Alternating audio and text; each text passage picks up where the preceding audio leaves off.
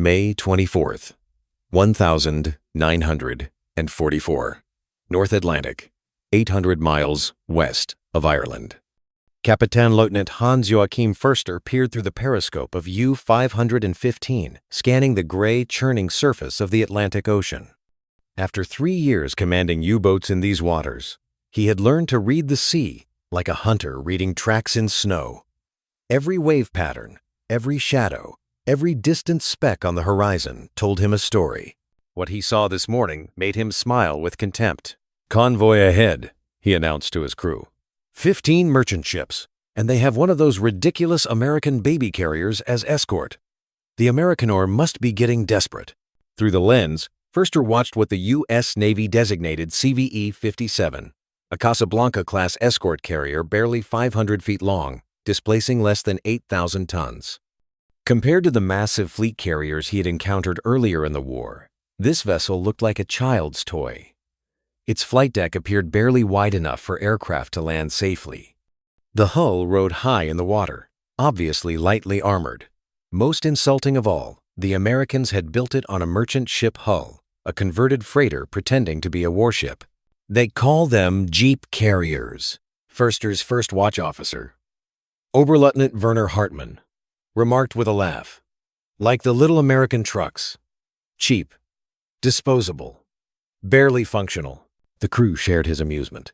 German U-boat doctrine considered escort carriers a joke, desperate improvisation by a nation that couldn't build proper warships fast enough.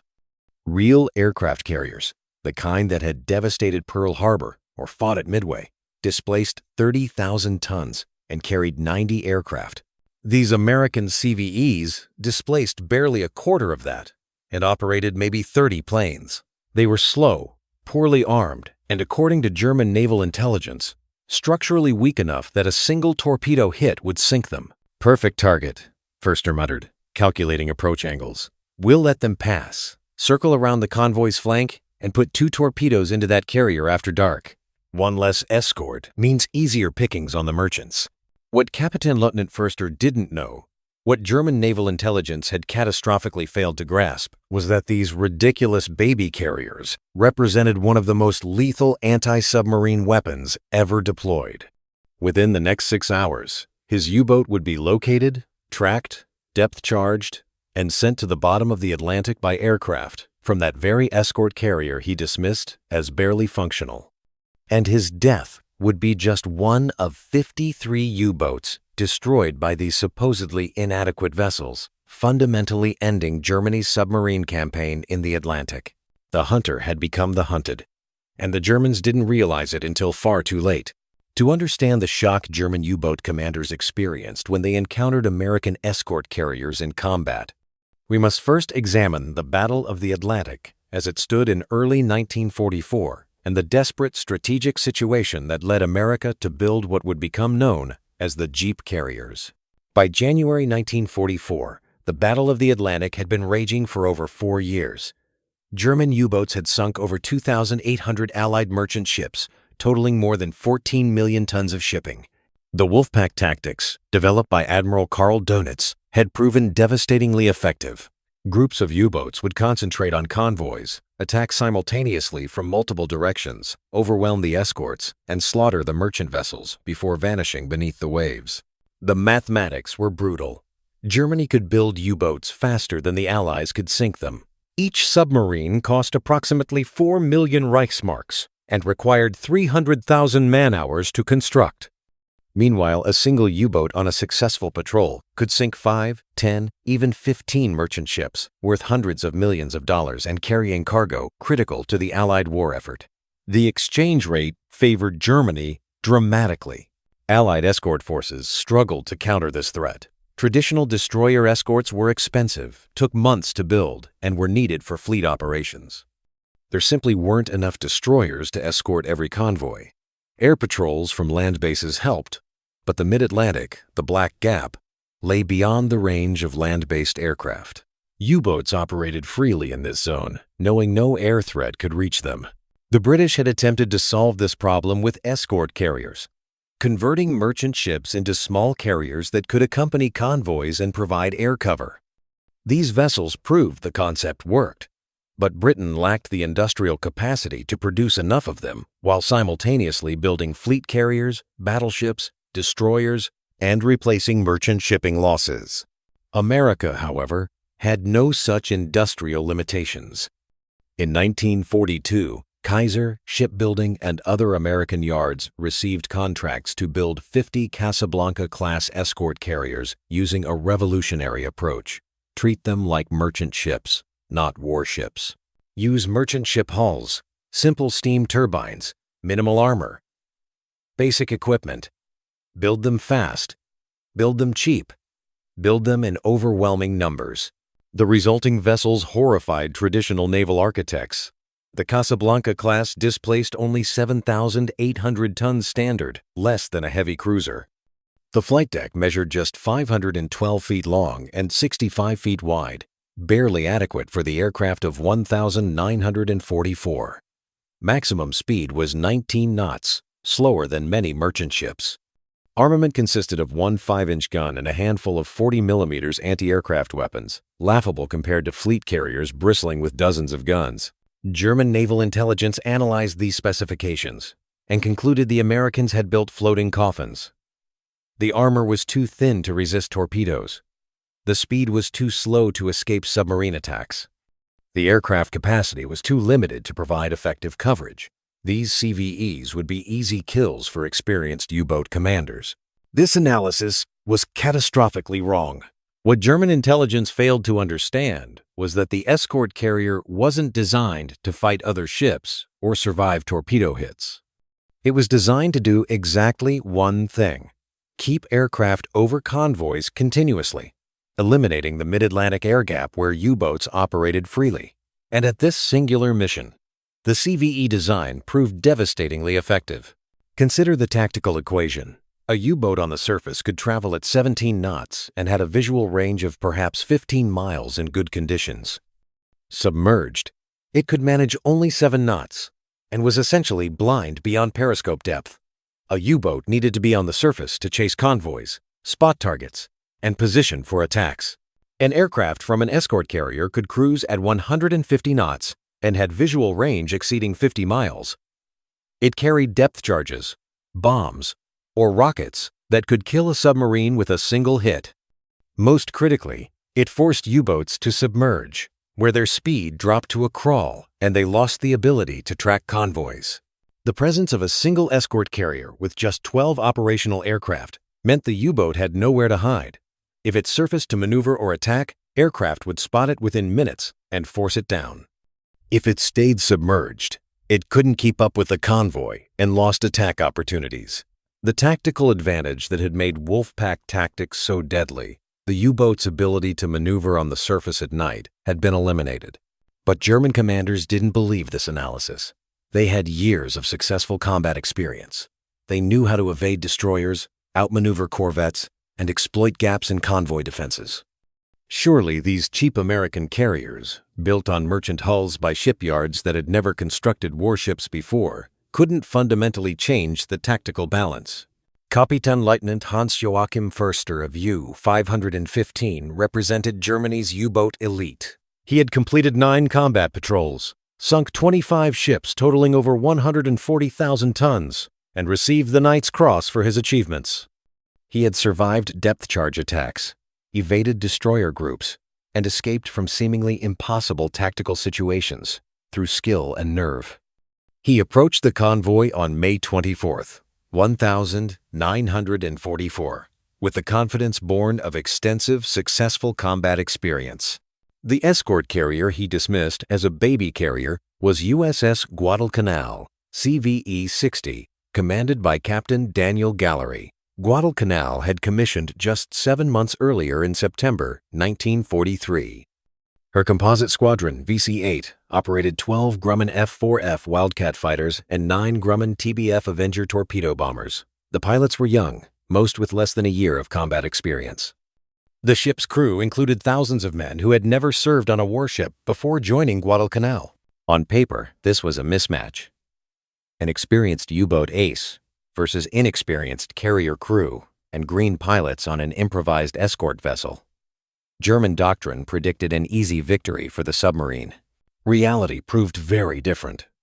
At 1,420 hours, on May 24th, a TBF Avenger from Guadalcanal, piloted by Lieutenant Junior Grade John Chamberlain, detected a radar contact 8 miles from the convoy. Chamberlain immediately altered course to investigate. Within 6 minutes, he had visual confirmation. A submarine on the surface, running on diesels, attempting to get ahead of the convoy for a night attack. U-515 lookouts spotted the approaching aircraft when it was still 4 miles away. Förster immediately gave the order to crash dive. His crew had practiced this maneuver hundreds of times. They could submerge the boat completely in 30 seconds under ideal conditions. They didn't have 30 seconds. Chamberlain's Avenger carried 4 Mark 47 depth charges, each containing 200 pounds of Torpex explosive. He began his attack run at 1,500 feet altitude, diving toward the U-boat at 250 miles per hour. As U-515's conning tower slipped beneath the waves, Chamberlain released his depth charges in a tight pattern directly over the submarine's estimated position. The charges were set to detonate at 25 feet depth, the optimal setting for a submarine just beginning its dive. 2 of the 4 charges exploded within 20 feet of U-515's pressure hull. The effect was catastrophic. Water hammers created by underwater explosions can crush submarine hulls like tin cans. The shockwave from the depth charges ruptured U-515's ballast tanks, shattered gauges throughout the boat, and cracked the pressure hull in multiple locations. Emergency lights failed. The boat lost depth control and plummeted toward the ocean floor in an uncontrolled dive. Förster fought desperately to regain control, ordering emergency ballast blow and full rise on the dive planes. For 90 terrifying seconds, the crew didn't know if they would survive or continue falling until the hull imploded from pressure. At 400 feet depth, well past the boat's rated maximum, they managed to arrest the descent and begin a slow climb back toward the surface. But now, U-515 faced an impossible situation. The damage was too severe to remain submerged safely. They had to surface. And when they surfaced, 4 more Avengers from Guadalcanal were already circling overhead, waiting. Förster ordered the crew to surface and abandon ship. Better to surrender than die when the hull gave way. As U-515 broke the surface, Avengers began strafing runs with 50 caliber machine guns, killing several crew members attempting to reach the deck. More depth charges bracketed the wallowing submarine. At 1,512 hours, less than 1 hour after first being spotted, U-515 slipped beneath the waves for the final time, taking 16 crew members with her. Förster and 43 survivors were picked up by the destroyer escort USS Guadalcanal. As Förster was hauled aboard the American destroyer, dripping wet and in shock, he looked back at USS Guadalcanal, steaming peacefully in the distance, aircraft landing and launching in routine operations. His submarine, his crew, his years of successful hunting ended in less than an hour by a carrier he had mocked as barely functional and pilots he had assumed would be inexperienced and ineffective. How, he asked the American officer who took his surrender, how did they find us so quickly? How did they attack so fast? How did they know exactly where we were even after we submerged? The American officer smiled grimly. Radar, Capitaine, and radio direction finding, and sonobuoys, and acoustic homing torpedoes, and 24-hour air patrols. Your boats can't hide from us anymore. The Atlantic belongs to our carriers now, not your U-boats. This statement, which Förster initially dismissed as American propaganda, proved to be absolutely accurate. The combination of technologies deployed by American escort carriers had fundamentally changed anti-submarine warfare in ways German naval intelligence had failed to anticipate. First, radar. American aircraft carried ASV Mark III radar sets that could detect surfaced submarines at ranges exceeding 20 miles. U-boats on the surface showed up as clear returns on radar scopes. Even periscopes created detectable radar signatures. German submarines had no effective radar warning receivers in early 1944, so they had no idea they were being tracked until aircraft appeared overhead. Second, radio direction finding. When U-boats transmitted position reports or received orders from headquarters, American direction-finding stations could triangulate their position to within a few miles. This information was immediately transmitted to nearby escort carriers, which launched aircraft to search the indicated area. German encryption was excellent, but it didn't matter if you could locate the submarine before the message was even decoded. Third, sonobuoys. These were expendable acoustic sensors dropped from aircraft that would float on the surface and listen for submarine engine noises or propeller sounds. The sensors transmitted their data back to the aircraft via radio. A pattern of sonobuoys could localize a submerged submarine to within a few hundred yards, allowing precise depth charge attacks even when the submarine was underwater and invisible. Fourth, acoustic homing torpedoes. The Mark 24 Fido torpedo, deployed from aircraft, would listen for submarine propeller noise and home in on the sound automatically. A U-boat trying to evade depth charges by maneuvering quickly would actually attract Fido torpedoes with its own propeller noise. These weapons required no accuracy from the pilot. They simply had to be dropped in the general vicinity of the submarine, and they would find their target autonomously. Finally, and perhaps most importantly, numbers and persistence. A single escort carrier could maintain air patrols around a convoy 24 hours per day. Aircraft would launch, patrol for 3 to 4 hours, land, refuel, and relaunch. There were always planes in the air, always sensors watching, always weapons ready to attack. U-boats had no opportunity to surface safely, no chance to maneuver into position, no possibility of surprise. German U-boat commanders slowly realized they weren't fighting individual ships or even convoys anymore. They were fighting an integrated system of sensors, aircraft, weapons, and tactics that had eliminated every advantage submarines possessed. And this system was deployed on carriers that German intelligence had dismissed as inadequate improvised vessels. The industrial scale of American escort carrier production made the tactical situation even more hopeless. Kaiser Shipbuilding's Richmond, California yard could complete a Casablanca-class carrier in 90 days from keel laying to commissioning. The yard operated multiple building ways simultaneously, launching carriers in assembly line fashion. Between July 1943 and July 1944, American shipyards commissioned 50 Casablanca-class escort carriers, 50 complete aircraft carriers with air groups, in 12 months. For comparison, Germany's entire U-boat construction program in 1944 produced 242 submarines. The Americans built one carrier for every 5 U-boats Germany launched. And each carrier could hunt multiple submarines simultaneously, while a submarine could only attack one convoy at a time. Oberst Zur, C. Victor Owern, a senior U-boat officer serving in Admiral Donitz's headquarters, analyzed the carrier production figures in mid-1944 and submitted a report stating, "We are no longer fighting the Allied navies. We are fighting American industrial production. For every U-boat we send to sea, the Americans deploy one escort carrier. Our submarines cost 4 million Reichsmarks and require highly trained crews taking 2 years to develop full proficiency. Their carriers cost $8 million, but their industrial capacity makes this trivial, and their crews require only 6 months training.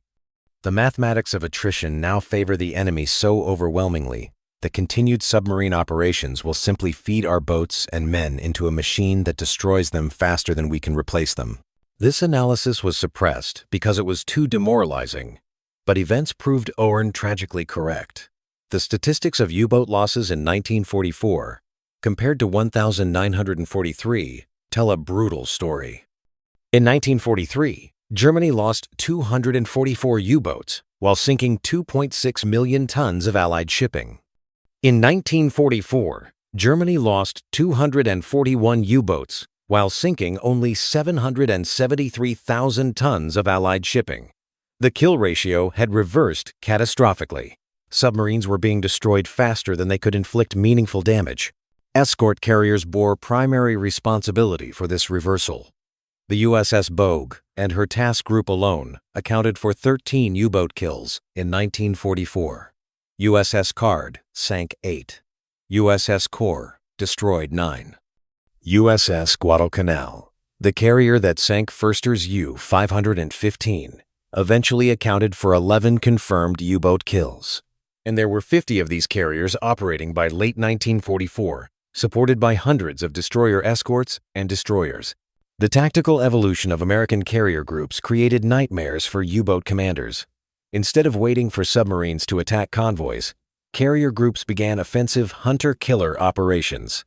A carrier task group would deliberately sail into areas where U-boats were suspected to be operating, launch continuous air patrols, and systematically search thousands of square miles of ocean using radar and sonobuoys. When aircraft located a U-boat, the carrier would launch additional planes to maintain contact while destroyers raced to the location to prosecute with depth charges and hedgehog mortars. The submarine couldn't escape because aircraft tracked it continuously. It couldn't surface because aircraft would immediately attack. It couldn't stay submerged indefinitely because battery power would eventually run out. The tactical situation was utterly hopeless. Captain Lieutenant Wilhelm Brauel of U-256 described the hopelessness in a message transmitted to headquarters before his boat was sunk by aircraft from USS Croatan. Continuous air contact for 6 hours. Cannot surface. Cannot submerge safely. Cannot maneuver. Cannot escape. Battery at 12%. This is not combat. This is execution by machine. If anyone receives this message, tell my family I fought well. But fighting well doesn't matter when the enemy has made fighting obsolete. The carrier aircraft above us might as well be shooting fish in a barrel. U-256 sank with all hands 40 minutes after transmitting that message. The psychological impact on surviving U-boat crews was devastating. Men who had been trained as elite hunters, who had sunk dozens of ships, who wore Knight's Crosses and Iron Crosses for their achievements, now described their patrols as suicide missions, where survival was unlikely and success impossible. The surrender rate increased dramatically. In 1943, approximately 30% of U-boat crews survived when their boats were sunk, mostly being rescued by Allied vessels after abandoning ship. In 1944, this rate increased to nearly 50%, largely because commanders were ordering their crews to abandon ship and surrender at the first sign of serious damage rather than fighting until the boat was destroyed. The will to resist had been broken by the realization that resistance was pointless. German naval propaganda tried to maintain morale by emphasizing the courage of U-boat crews and minimizing American effectiveness. These efforts failed completely because crews could verify the lies with direct experience. When propaganda claimed heroic U-boat crews are inflicting heavy losses on the enemy, returning crew members knew they hadn't sunk anything and had barely survived American carrier aircraft. When newspapers reported German anti-aircraft fire is driving off American planes, U-boat survivors knew that shooting at diving Avengers with deck guns while your submarine was being bracketed by depth charges was suicidal desperation, not effective defense. The credibility gap destroyed whatever morale remained. By late 1944, U-boat crews were writing letters to families that naval censors described as defeatist and demoralizing. Typical passages included, "I do not expect to return from this patrol. The Americans have weapons we cannot counter. We go to sea knowing we will probably die. This is not warfare. This is slaughter." Censors deleted these passages, but couldn't prevent sailors from speaking to their families during brief shore leave, spreading the truth that the U-boat arm was being systematically exterminated. The breaking point came on June 4th, 1944, when Task Group 22.3, built around USS Guadalcanal, achieved something unprecedented in naval warfare: the capture of an enemy submarine at sea. U-505, damaged by depth charges and unable to submerge, was boarded by American sailors who seized the boat before the German crew could scuttle it. The submarine, complete with its Enigma machine, codebooks, and operational orders, was towed to Bermuda and extensively analyzed. When news of this capture reached German U-boat headquarters, the psychological impact was catastrophic. Not only had the Americans developed tactics to reliably kill submarines, they could now capture them intact. Every code, every tactical procedure, every technical specification was now in enemy hands. The Atlantic was no longer a battlefield.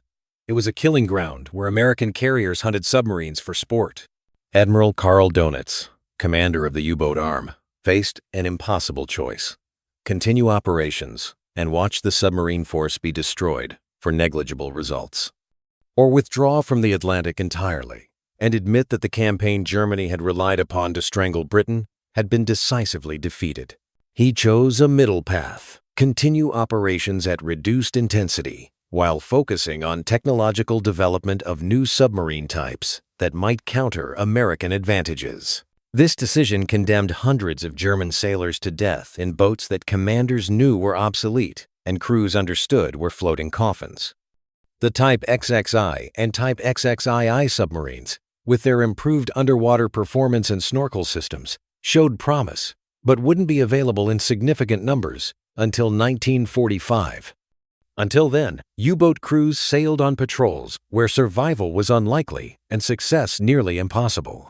The final statistics of escort carrier operations validate American claims that these vessels, mocked by German intelligence as inadequate improvisation, fundamentally won the Battle of the Atlantic. Between 1943 and 1945, American escort carriers and their air groups were directly responsible for sinking 53 German U-boats confirmed, with probable credit for an additional 17. They damaged dozens more, so severely that they limped back to port and never sailed again.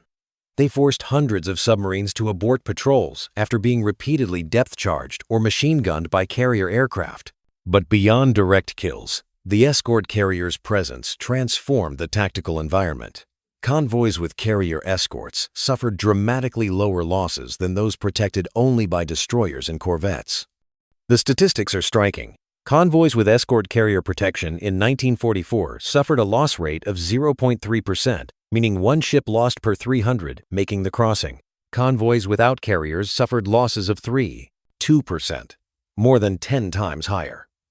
The mere presence of a carrier was enough to deter U-boat attacks because commanders knew approaching an escorted convoy meant almost certain detection and death. The industrial comparison makes the German defeat even more complete. Germany invested approximately 970 million Reichsmarks in the 1,108 U-boats built during the war.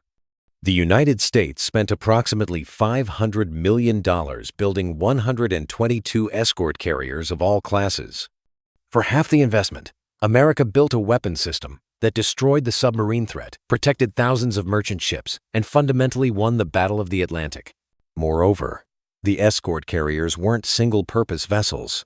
After the U-boat threat diminished in late 1944, these same carriers supported amphibious invasions, provided close air support for ground troops, conducted anti-shipping strikes, and even operated as aircraft transports. The versatility of the design meant America got extraordinary value from what German intelligence had dismissed as barely functional compromise vessels. Post-war interrogations of German U-boat commanders revealed the depth of their psychological defeat. These weren't broken men making excuses. These were professional naval officers analyzing why they lost a campaign they had dominated for years. Forgotten Kapitän Erich Topp, one of Germany's highest-scoring U-boat aces with 34 ships sunk, submitted a detailed analysis that included this assessment: the American escort carrier was the weapon that defeated us, not because it was technologically sophisticated, although the radar and sensors were excellent, not because it was heavily armed, because it wasn't. It defeated us because the Americans built 122 of them. 122 aircraft carriers dedicated solely to hunting submarines. This represented an application of industrial capacity that we simply could not comprehend, let alone counter. We were fighting battles. They were fighting with factories. And factories always win when production is unlimited. This admission from an officer who had sunk over 200,000 tons of shipping validated everything American strategists believed about industrial warfare. Quality could defeat quantity in individual engagements. But when quantity reached overwhelming levels, quality became irrelevant. German U-boats were excellent submarines, operated by skilled crews. American escort carriers were adequate ships operated by competent crews, but America built so many carriers that German excellence couldn't possibly sink them faster than American industry produced them. The mathematical inevitability of industrial attrition warfare broke the U-boat arm psychologically before it was destroyed physically. Crews went to sea knowing that even perfect execution of their mission, even sinking multiple ships, wouldn't change the strategic outcome because American production would replace those losses within weeks. Meanwhile, every U-boat sunk, every experienced crew killed represented an irreplaceable loss that Germany's declining industrial capacity couldn't replace. By war's end, the contrast was staggering. American escort carriers had sunk 53 U-boats confirmed, protected thousands of convoys, and enabled the transport of millions of tons of supplies to Europe that made victory possible. German U-boats, which had sunk nearly 3,000 merchant ships in the war's first 4 years, sank only 458 ships in 1944 and 1945 combined. The campaign that nearly strangled Britain in 1942 had become a futile waste of lives and resources by 1945. The irony wasn't lost on German naval historians after the war. The weapon they mocked as a baby carrier, the improvised escort vessel built on merchant ship hulls by shipyards that had never constructed warships, had decisively defeated the U-boat force that Germany had spent decades developing into what they believed was an unstoppable strategic weapon. Captain Daniel Gallery, commander of USS Guadalcanal, perhaps summarized it best in his memoir published in 1950. The Germans called our escort carriers jeep carriers, implying they were cheap, disposable, barely adequate vehicles. They were absolutely right. We built them cheap. We built them fast. We built them in quantities that made each individual ship disposable. But we built enough of them that disposal didn't matter. For every carrier they sank, and they did sink several, we had 5 more ready to deploy. For every pilot they shot down, we had 20 more graduating from training. For every aircraft they destroyed, our factories built 100 replacements. We won not because our carriers were better, though they were good enough, but because we could afford to lose them and keep fighting while Germany couldn't afford to lose their submarines and had to keep fighting anyway. That's the difference between fighting with courage and fighting with industry. Industry always wins the long war. This lesson, learned at such terrible cost by German U-boat crews, remains profoundly relevant to modern naval strategy. The escort carrier program proved that adequate weapons produced in overwhelming numbers will defeat excellent weapons produced in limited quantities. That industrial capacity dedicated to war production can overcome tactical excellence. That logistics and production win wars, not heroism and skill, when the industrial differential reaches a certain threshold. Today, several escort carriers survive as museums. USS Yorktown, CVE-9, serves as a museum ship in Charleston, South Carolina, though she was actually an Essex-class fleet carrier, not an escort carrier. The designation CVE was redesignated CVU later in the war. No Casablanca-class carriers survive as museum ships because they were built for wartime service only and scrapped shortly after the war. But their legacy lives on in every modern anti-submarine helicopter carrier, in the concept of distributed air power protecting convoys, in the doctrine that persistent surveillance defeats submarines more effectively than reactive hunting. German naval museums, conversely, preserve U-boats as monuments to the men who served aboard them. U-9 195 inches Germany and U-5 105 inches Chicago stand as reminders of the submarine war. Visitors to these museums can walk through the cramped interiors, see the primitive conditions crews endured, and understand the claustrophobic nightmare of submarine service. But what the exhibits often don't convey is the psychological horror of knowing you were being hunted by an enemy who possessed unlimited resources and technologies you couldn't counter. The physical discomfort of submarine service was terrible. The mental burden of fighting a war you knew was already lost was perhaps worse. The final validation of American escort carrier effectiveness came from an unexpected source. In 1985, at a naval warfare symposium in London, retired admirals from the United States, Britain, and West Germany gathered to discuss lessons from the Battle of the Atlantic. Admiral Johann von Friedeberg, whose father had been a U-boat commander killed in 1944, gave a presentation that included this statement: "My father wrote his final letter to my mother the night before his last patrol. He said, 'The Americans have deployed carriers against us, not the big carriers we feared. Small ones, built quickly, barely adequate for the task. But there are dozens of them, and they are everywhere. Every convoy has air cover now. Every patrol area is searched continuously. We cannot surface safely anymore. We cannot even remain submerged safely because their sonobuoys find us anyway. I do not expect to return from this mission, not because I lack skill or courage, but because the Americans have changed the equation from combat to mathematics, and the mathematics say that I will be found, attacked, and killed. Skill doesn't matter when the enemy has made skill irrelevant through overwhelming resource application. Kiss the children for me. Tell them their father fought well. But tell them also that fighting well isn't enough. When the enemy can afford to lose 10 ships for every one of ours they destroy and still win because they have infinite replacements and we have none. That letter, Admiral von Friedeberg continued, explains why Germany lost the Battle of the Atlantic more clearly than any tactical analysis or strategic study. The escort carrier wasn't a better weapon than the U-boat in individual combat, but America built 122 of them, while Germany built 1,108 U-boats, and somehow the carriers won. They won because 122 ships that can stay in one location and project power continuously will defeat 1,108 ships that must return to port for supplies and can only attack intermittently. They won because persistent presence defeats intermittent excellence when the resources to maintain presence are unlimited. This admission from the son of a U-boat officer killed by American carrier aircraft provides the final validation. The escort carrier, mocked by German naval intelligence as inadequate improvisation, proved to be one of the war's most decisive weapons.